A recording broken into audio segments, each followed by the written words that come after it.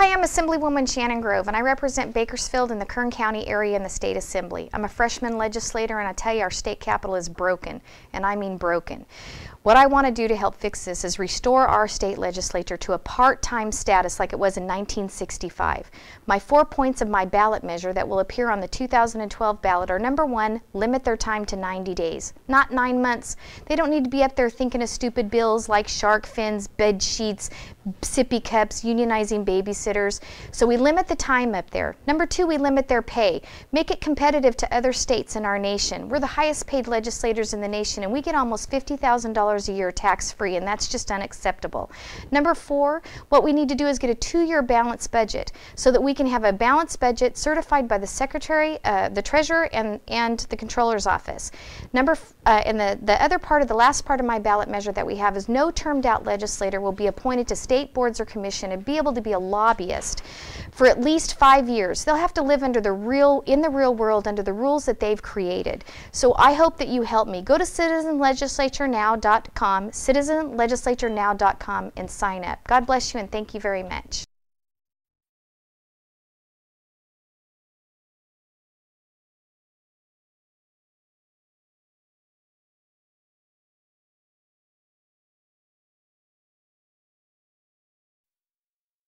We are strong, we can take care of ourselves, but I tell you what, we're not taking care of ourselves at home very well, and that is what we have to be concerned about.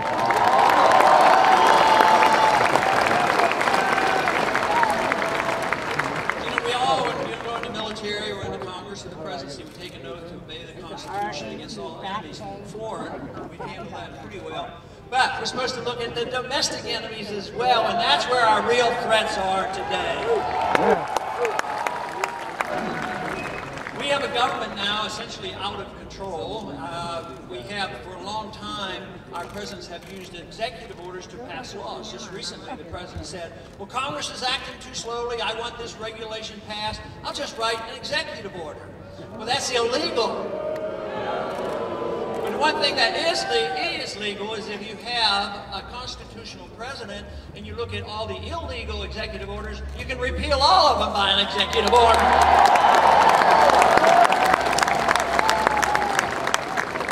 Our crisis 4 years ago as a consequence of spending too much, borrowing too much, and regulating too much, and printing too much. And guess what they've been doing for 4 years? They have been spending more, taxing more, regulating more, and printing more. And they think they're going to get out of trouble that way. And guess what? We still have our recession going on, we still have our problems, and the deficit is exploding. Our country now is the greatest debtor in the history of the world. We owe more money to foreigners than any country has ever had, and yet we're supposed to be bailing out the world. Even today, as we speak, our government and our Federal Reserve are laying plans to bail out Europe, buy Greek debt and Spanish debt.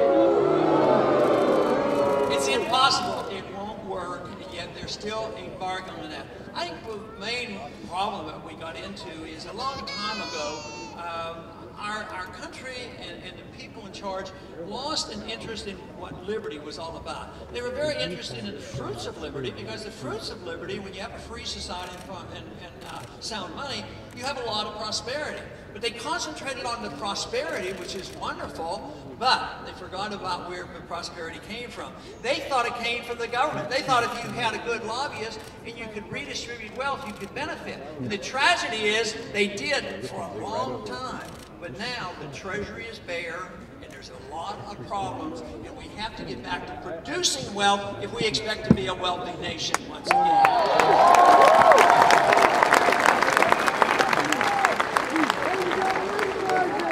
When we had wealth, it wasn't so bad. They could talk about compromise. We'll compromise this.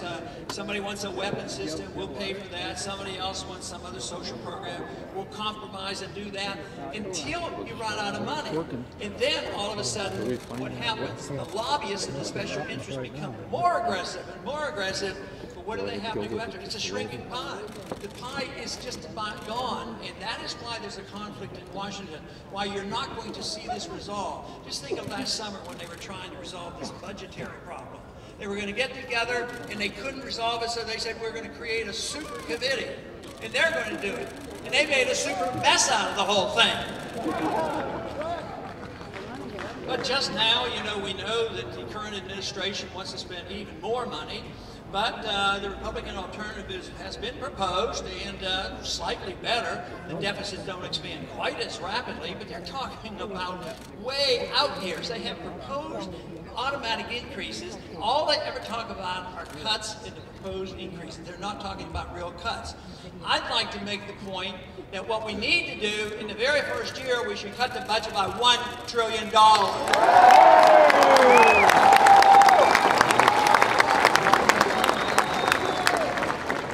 They keep telling us that, no, the only problem is we don't have a compromise. Well, the compromise worked fine when there was a lot of money and they compromised on spending.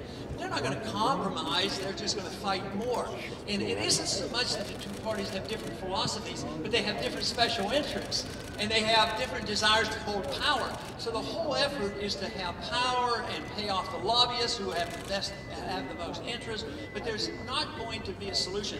What we need today is a coalition of people who believe in liberty for various reasons. We need to bring people together with these ideas.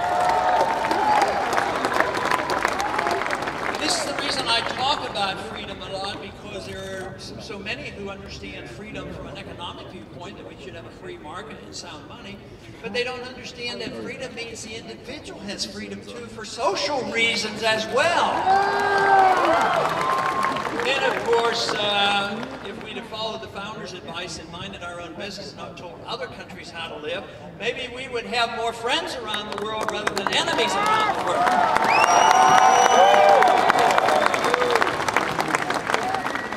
But we are told constantly that all we need, and we've been pressed for this all the time, how are you going to compromise? You have such firm beliefs. Yeah, I said, what are we going to do? When the president announces that he's going to assassinate American citizens, how are we going to compromise on that? Just assassinate a few at a time? Or what? I would say there is no compromise. Presidents have no authority to direct an assassination of an American citizen on where he is or what he's been charged with.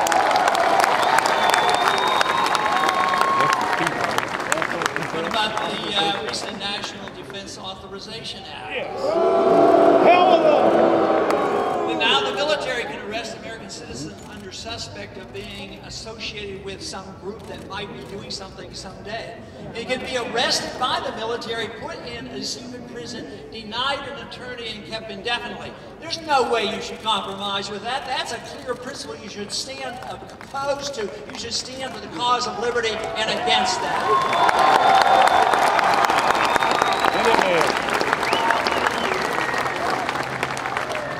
What about the monetary issue? Should we compromise on the monetary issue? I would say we've compromised on the monetary issue for 100 years. Starting in 1913, there was a big compromise. They brought about the Federal Reserve System. Now, you either obey the Constitution, which says only gold and silver can be legal tender, or you allow men in secret, men and women in secret, print the amount of money that they want to bail out their friends and bail out the world to the tune of trillions of dollars, and they won't even reveal what they've done. I would say there's no compromise on that. Paper money doesn't work. It's always failed. It generates the funds to fight the wars and to run up the deficits at home and continue the welfare state and bail out all the special interests. So I would say that's not where you want to compromise. You need to bring people together. The cause of liberty will bring people together, and there's no reason why we can't keep this message going, because the reception is growing by leaps and bounds by the people who are interested in this message.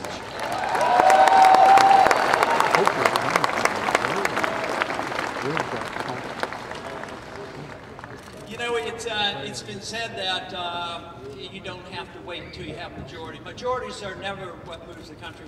People who are determined and have beliefs, strong beliefs, and ideas move the world. Ideas do have consequences. But you need a small group of people that are irate and tireless and will work and spread the brush fires of liberty in the minds of men. That is what we need today, and that is what's happening, fortunately for us.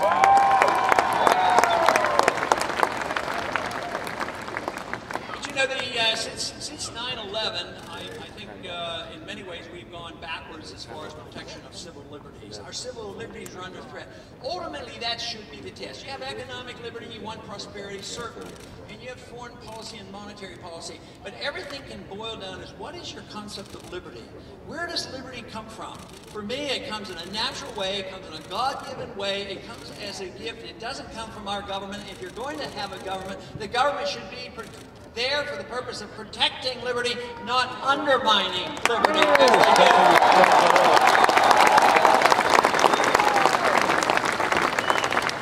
Because there was a total misunderstanding of exactly how 9/11 occurred and why it occurred, and that we were told that the reason it happened was that the people that came here, they hated us because we were free and prosperous. That is not true. They came here for other reasons. And the tragedy is that it was used as an excuse to do a lot of things they had wanted to do all along. For instance, there had been, for over a decade, they had been looking for an opportunity to invade and overthrow our former ally, Saddam Hussein, in Iraq. So we were told that Al-Qaeda was in Iraq and they had nuclear weapons and they were about to attack us, on and on, all built up on lies and get the American people pumped up with that war propaganda. Turned out to be not true. It's a mess. It was a mess over there. We lost a lot of eyes, spent many, many hundreds of billions of dollars, and it's ongoing. It's not over there yet. And this is the reason that we have to take a position to understand it.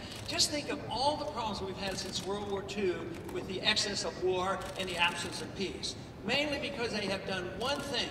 We have had men and women in presidents in Congress who have not followed the rule of law, and the rule of law says you can't go to war without a declaration of war.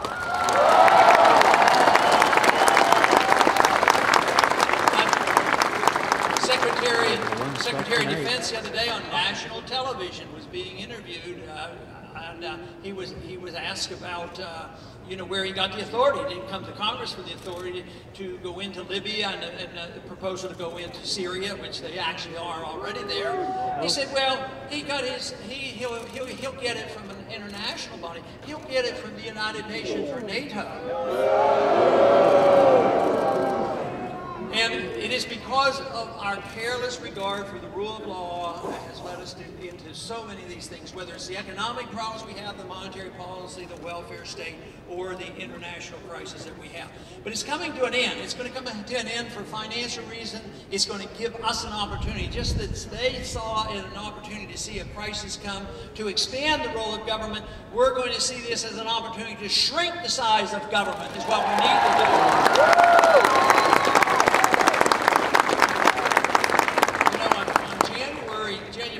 This year, a lot of new laws came into existence. Just a small number, 40,000 new laws on January 1st. As if that is our problem, that we don't have enough laws. I would like to be the first president to get rid of 40,000 laws in 1 year.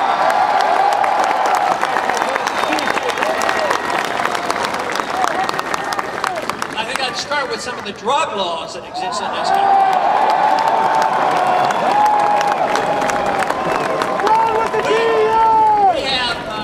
We have 5% of the population. We have 25% of the prisoners of the whole world. I don't think the Americans are that.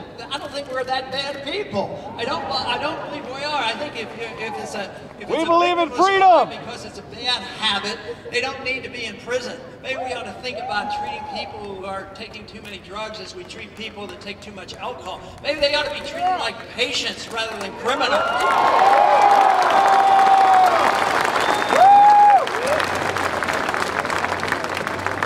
But of course, we've had our chance. We've had the compassionate conservatives in charge for a few years, and out of compassion they said, well, the federal law always overrules state law. So if a state law gets passed that says that sick people can raise their own marijuana and take care of their own problems and not hurt anybody else, and the law says this, the state and the federal government comes in and overrules this and actually arrests people that are sick, and so this makes no sense whatsoever. Drugs are dangerous and bad. Prescription drugs are a lot more dangerous than the illegal drugs because you have more addiction.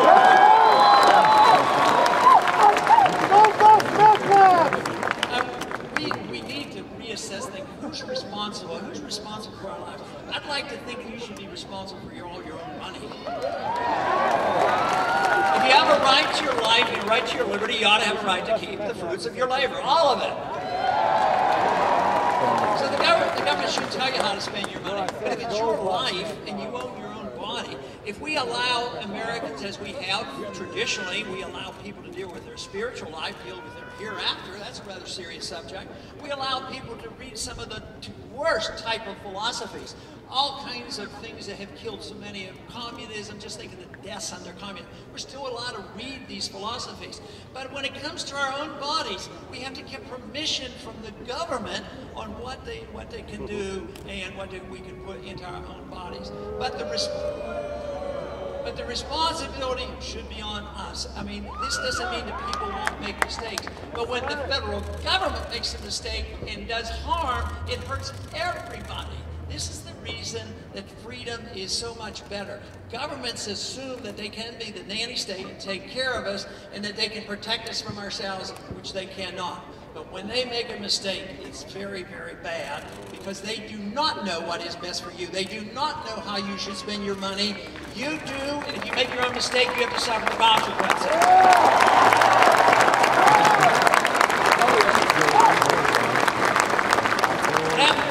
After 9/11, of course, we went into Iraq, but also within days, the very first major piece of legislation was passed, was that most onerous piece of legislation called the Patriot Act.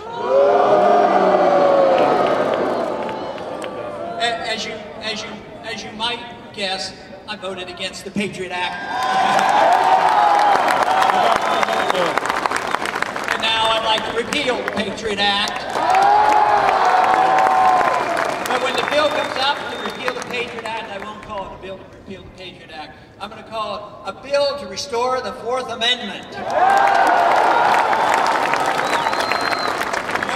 No searches without warrants, and no invading our houses with the military, and on and on. The very things the founders of this country fought for and fought a revolution. Now we are deliberately and casually taking it away from the American people. This is what this is all about. Are we going to put up with this? I think symbolically, if we can watch TV and the pictures on the internet to show what TSA is doing to make us safe and secure, and watch the prodding and the probing and the x-raying of little kids and elderly women and wheelchairs, if we can sit by and say, oh, they're making us safe, so we're okay. If we put up with that, I don't think there's a whole lot of hope for us. And it was very clear to the founders. They said, if you sacrifice your liberties for a little bit more security, you end up with neither the safety or the security or our liberties. I'm afraid that's where we're going. Unless we reverse this, we have to reverse the trend.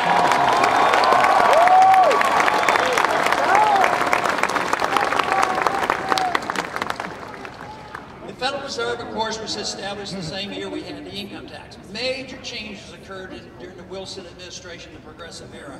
The monetary policy changed, the tax policy changed, and also the foreign policy changed. It was Wilson who said, let's make the world safe for democracy. It was all this, idealism. Always wonderful things. We're going to do this for idealistic reason. This is there's a writer now that has coined the word neo-Jacobinism. And it is in many ways, and this is what we're doing around the world. It's always in the best interest. I reduce all this stuff to intervention. I want to have a government that's non-interventionist. Non-interventionist overseas, non-interventionist in your personal life, and non-interventionist in our economic lives as well.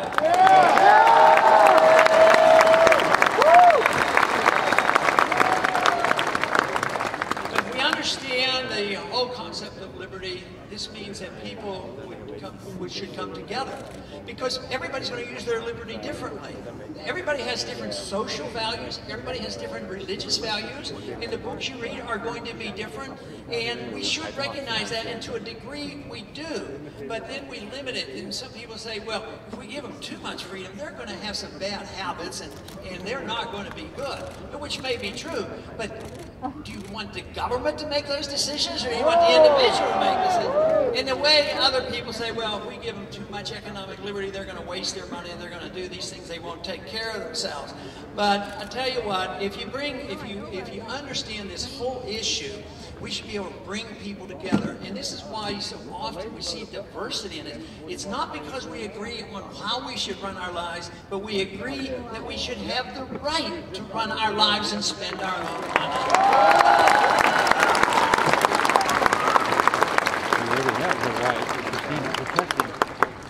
The crisis that we're facing today is of great magnitude, and the big question is, will we turn it around? I think yes, we will. It's not going to be easy. If we did the right things, it wouldn't be all that bad.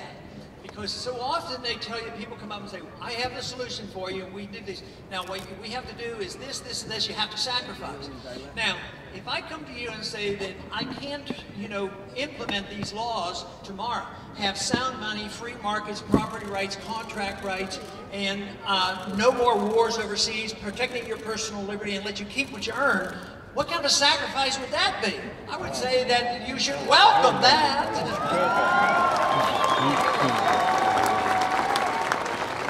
No, liberty should not be a sacrifice. There can be an adjustment period. But when the government gets involved in the natural requirement for an adjustment, when the Federal Reserve and the government gets things so out of whack, there has to be a correction. Corrections are good. But when you prolong the corrections and deny the correction, you prolong the agony, as we did in our Depression, as Japan has been doing, and as we're doing right now. We're prolonging the agony because we don't allow the correction to occur. The entitlement system has been, something that's been well motivated. We have to take care of people, help the people who are poor. They need free education, free medical care, and free houses, and we have to take care of them. And the government's supposed to give them this free stuff. And the other day when they asked me that on TV, I said, wait a minute, where does the government get it? They don't have anything for free. They have to take it from somebody. That isn't for free. So if we endorse the entitlement system, it sounds good. So let's look at the housing program. It was meant to make sure poor people had houses. So it seemed to work for a while. More and more people had houses. Credit was just created out of thin air, made easy credit, interest rates were low, and then they had affirmative action type programs where they told the banks, you have to make loans here, you have to do this, you have to make risky loans. So they went and did this, and more people had houses. Price of houses went up. They borrowed against the equity increase in the house. It looked like a perfect money machine. Yeah, until the bubble burst, which was predictable. But guess what happened after the bubble burst? The people who had been making the billions, who branched off into derivatives, the banks and the Fannie Mae's and the Freddie Macs and all those people who were making millions and billions of dollars, they screamed in horror, there's going to be a depression, there's going to be a depression, you got to bail us out, we're too big to fail. So the politicians rushed, yeah, we got to bail them out, we got to bail them out. And guess what happened? They got bailed out. So the entitlements went to the wealthy who had already been making money. And what happened to the people who had in the middle class? Middle class people lost their jobs and they lost their houses. So it doesn't work. And this is what we have to accept. This is not a good system.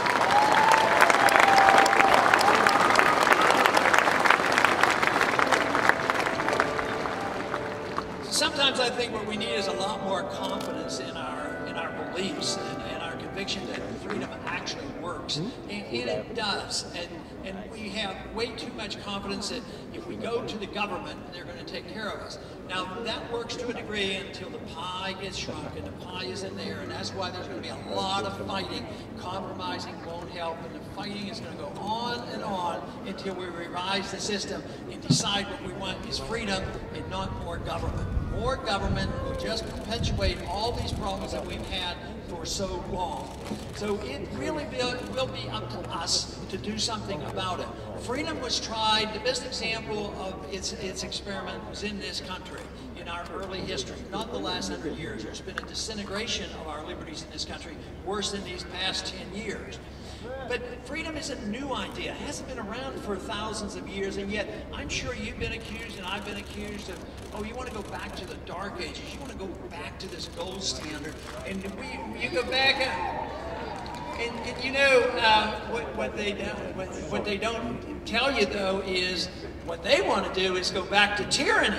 You know, and tyranny's been around a lot longer than freedom's been around, so freedom is a young idea. Maybe that's why it's so attractive to young people. Freedom is a young idea, and yet we are casting it aside, so we have to pick up the pieces and move forward. We can have a better gold standard, we can have a better understanding of civil liberties, we can have a better economic policies, we have better tools now to communicate with the world. We shouldn't accept this idea of labeling us in a certain way. And at times they'll say, oh, you don't want to go fight wars, that means you're an isolationist. No, it doesn't mean you're an isolationist. I claim they're the isolationists. They're the ones who want to put sanctions on everybody and cause another war.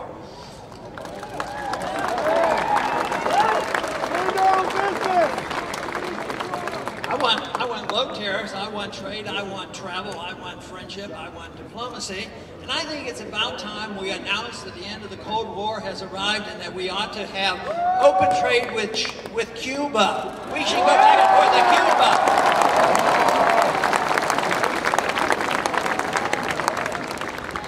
And we need to reject the whole notion of occupation, occupying other countries. We have a foreign policy that says that we offer them a chance to join us in what we do. We go and so we'll prop up a dictator.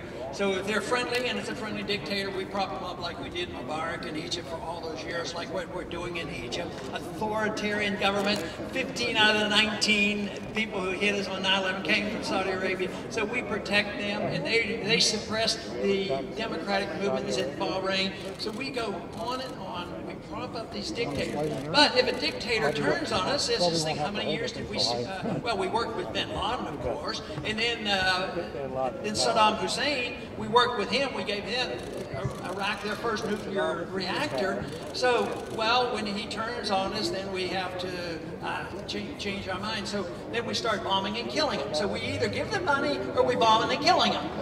And I'm offering just something different. Well, we just talk to them and trade with them.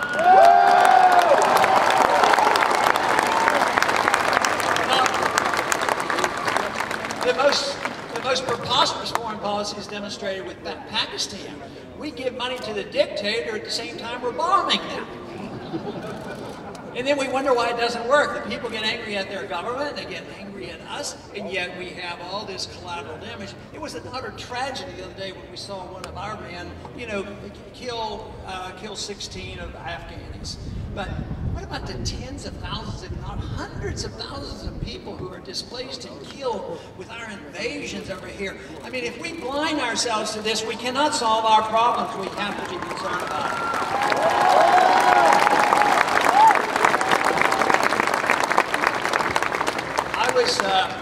I was drafted in 1962. It was when the Cold War was getting pretty hot. That was when the missiles were in Cuba, a slightly different set of circumstances.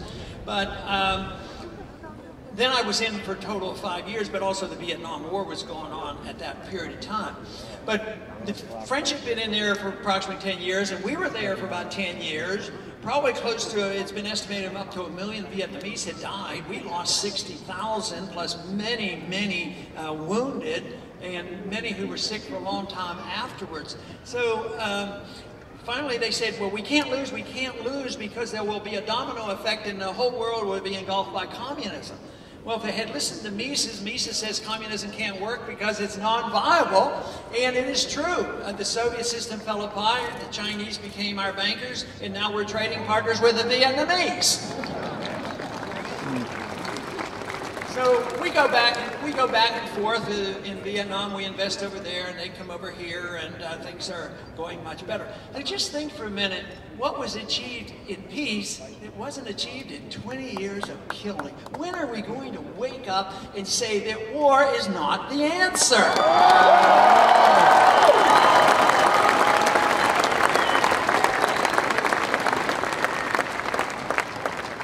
In the 1960s, there was a saying that went around that said that if you were 20 years old and you weren't a liberal, you had no heart. But if you were 40 and you weren't a conservative, you had no brain. But I'd like to suggest, why can't we have a heart and a brain all our lives? And I think that's what freedom is all about. get accused of not caring about my fellow man because I believe in freedom and I'm not willing to use force to get things done. But if we are I take it for granted that we all have humanitarian instincts. We'd like to see everybody thrive. So if we truly want to be humanitarian, you have to look at the system that produces the greatest wealth and distributes that wealth more fairly than any other system, and it's the free market.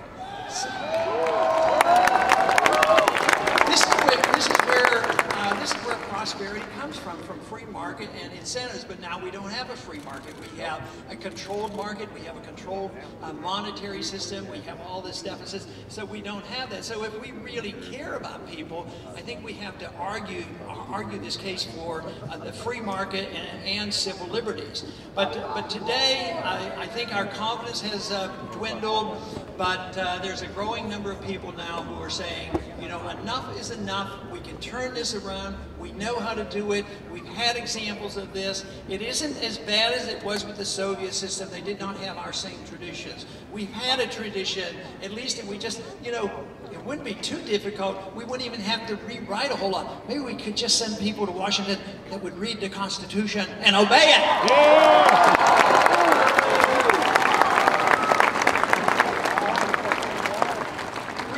Is an attractive idea because I think what we should strive for in our personal lives is excellence and virtue. This would be a personal goal that we have. But true happiness, I think, comes from being productive and taking care of ourselves. When other people take care of oneself or they live off other people, either through the political system, I don't think they have the true satisfaction. And some people who have wealth that feel like they didn't get it fairly end up with a lot of guilt. But I think the true sense of happiness is when people take care of themselves and feel good about it. And you can't do that in a slave system. You can't do this when the government's running everything. And this is why not only gives you the greatest prosperity, I think it would give us the greatest sense of satisfaction to have a system that encourages self-reliance. And we had it before, we tried it, people did benefit by this, but now we think that what we have to do is keep running to the government and having the government tell us what to do all the time. It hasn't been working very well, so I think what we have to do is restate our conviction and make it loud and clear. We need policies that are designed to bring peace in the world, designed to have sound economic theories, and designed to take care of our civil liberties and allow us to run our own lives as we so choose.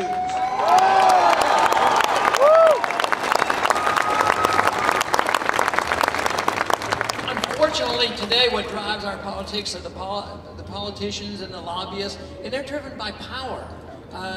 Power is what they seek, and some of them get satisfaction. There's always going to be some in society who get their whole sense of life by having power over other people. And I guess we'll always have to put up with that.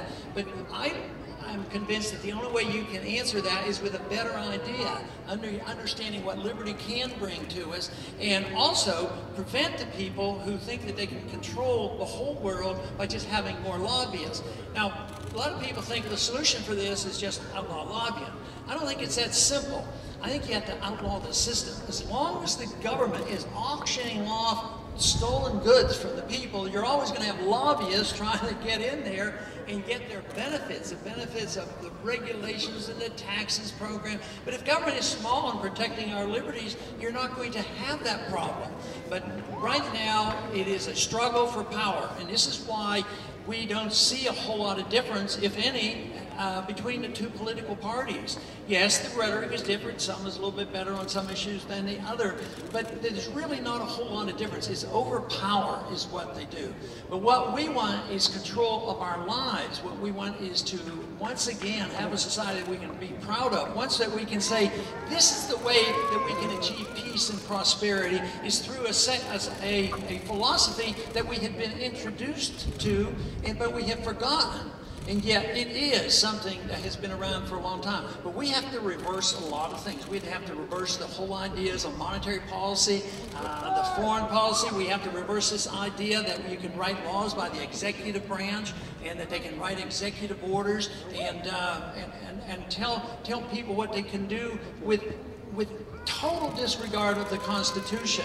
So this is available to us, and we will have to make a choice. Some people say, well, this is the election, now do or die, this is it. Well, I don't think one election is end all. I think some of these changes are going to come about. I don't think there is any way that they can stop the ideas of liberty as they're rolling out today.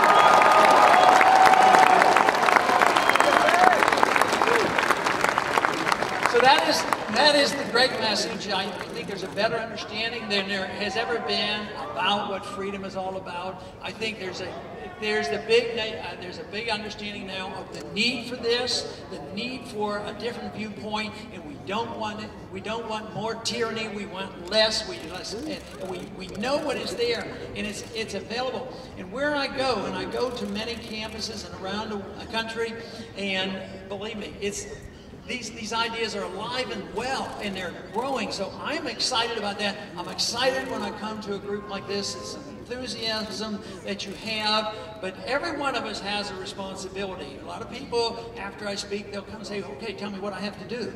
And you know what I tell them? Do whatever you want to do. And everybody has a role to play. If you accept basically what I'm talking about, you have more responsibility than those who never look at these. So most people never pay much attention. So you're in a small minority of people who care about what's going on and care about political ideas and economic ideas. But if you come to these conclusions that liberty is better than tyranny and you believe in it, there's more responsibility falling on your shoulders. But it's not only like a sacrifice, it's a responsibility where you know what is best for you, you know what is best for your family, you know what is best for your community, and besides, you should get some satisfaction from doing this. One thing, though, is that if you look at only the problems, you can get pretty despondent and say, oh, tomorrow the world's coming to an end, there's going to be more war and more depression. But there are a lot of like-minded people out there. There's a lot of like-minded people in an audience like this. And coming together and working for a cause, you can have a lot of fun doing this too, because you don't know exactly what will come tomorrow. Nobody knows that. But if you know what is right and you believe in it and working for it can give you a lot of satisfaction. So I think the cause of liberty and the cause of peace is worth fighting for. There's every reason in the world to believe that we can restore the greatness of America. Thank you very much.